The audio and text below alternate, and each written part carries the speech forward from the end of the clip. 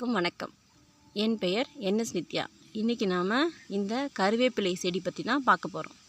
இந்த கருவேப்பிலை செடி ரொம்ப குட்டியாக இருந்துச்சு, அதை கொண்டாந்து வச்சு வளர்க்குறோம்.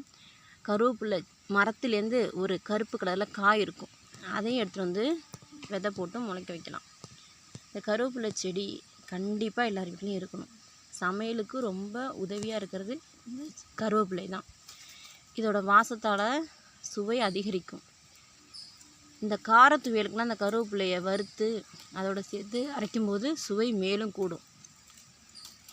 கருவேப்பிலை இதை நாம் உணவில் சேர்க்கும்போது நமக்கு நிறைய பெனிஃபிட் இருக்குது.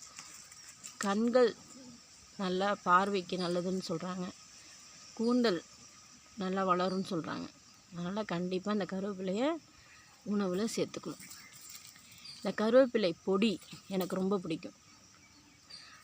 காய்ந்த மிளகாய், வதக்கின கருவேப்பிலை, அதற்கப்புறம் பெருங்காயம், உப்பு, எண்ணெயில் பொரித்த அந்த புளி, அது நல்லா சுவையாக இருக்கும், வாசமாக இருக்கும். வறுத்த உளுத்தம்பருப்பு இதெல்லாம் சேர்த்து அரைக்கும்போது கருவேப்பிலை பொடி ரொம்ப நல்லாயிருக்கும். சுடுசாதத்தில் போட்டு நல்லெண்ணெய் ஊற்றி சாப்பிட்ணும். எனக்கு ரொம்ப ஃபேவரட்டே அதுதான்.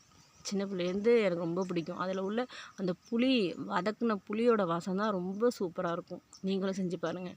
கருவேப்பிலை துவையல் அதுவும் அரைச்சி சாப்பிட்லாம். இந்த கருவேப்பிலையை நம்ம பொடியாவோ துவையலாவோ அரைச்சி தினமும் சாப்பிடும்போது கூந்தலுக்கு நல்லது, கருமையாக இருக்கும், கண்களுக்கு நல்லதுன்னு சொல்கிறாங்க. நிறைய சத்துக்கள் இருக்குது. என்னோடய சேனல் உங்களுக்கு பிடிச்சிருந்தா லைக் பண்ணுங்கள், ஷேர் பண்ணுங்கள், சப்ஸ்கிரைப் பண்ணுங்கள். நன்றி, வணக்கம்.